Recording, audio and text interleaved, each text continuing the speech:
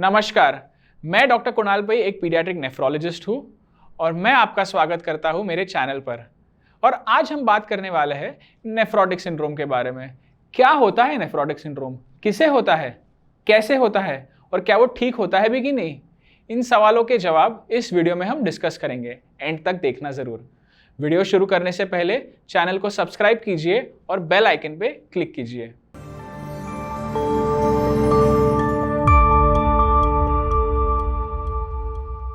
तो सबसे पहले हम डिस्कस करेंगे कि नेफ्रोटिक सिंड्रोम एग्जैक्टली होता क्या है। तो हमें उसके लिए किडनी को समझना पड़ेगा।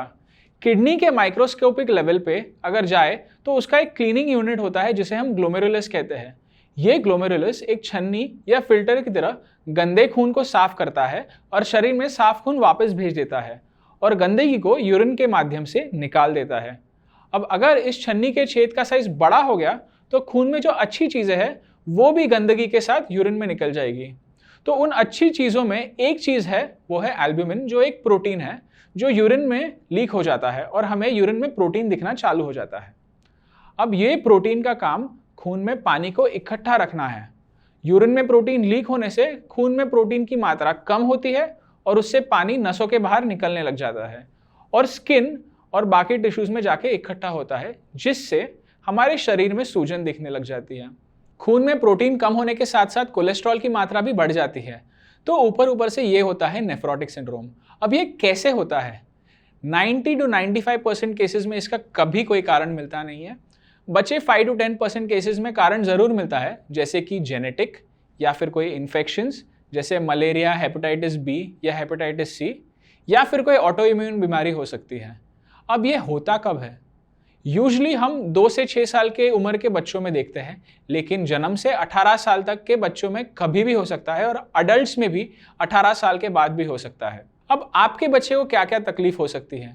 तो उन्हें आँखों में, पैरों में, शरीर में सूजन आ सकती है, यूरिन कम हो सकता है, पेशाब में झाग आ सकती है, पेशाब में खून आ सकती है, लूज मोशंस यानी दस्त हो सकता है, बीपी भी हाई हो सकता है। तो आपने क्या करना है? आपके नज़दीकी पीडियाट्रिक नेफ्रोलॉजिस्ट या पीडियाट्रिशियन के पास जाए, वहाँ आपके बच्चे की हिस्ट्री ले जाएगी, एग्जामिनेशन होगा और कुछ टेस्ट्स किए जाएंगे। ब्लड टेस्ट जैसे CBC, electrolytes, urea, creatinine, albumin और कोलेस्ट्रॉल लेवल किया जाएगा। और कभी अगर ज़रूरत पड़े तो एक HIV, हेपेटाइटिस बी और हेपेटाइटिस सी का टेस्ट भी हो सकता है। उसके साथ साथ C3 और C4 लेवल्स भी शायद किए जाएंगे। यूरिन टेस्ट में urine routine, urine protein creatinine ratio किया जाएगा। एक एक्सरे चेस्ट भी किया जाएगा टीबी को रूल आउट करने के लिए, और एक पेट की सोनोग्राफी भी की जा सकती है। अगर केस एटिपिकल हो तो शायद एक रीनल बायोप्सी भी करनी पड़ सकती है, या फिर एक जेनेटिक टेस्ट का भी रिक्वायरमेंट हो सकता है। अब ट्रीटमेंट पे आते हैं। तो जब पहली बार नेफ्रोटिक सिंड्रोम का डायग्नोसिस होता है तब आपके बच्चे को स्टेरॉइड्स चालू किए जाएंगे।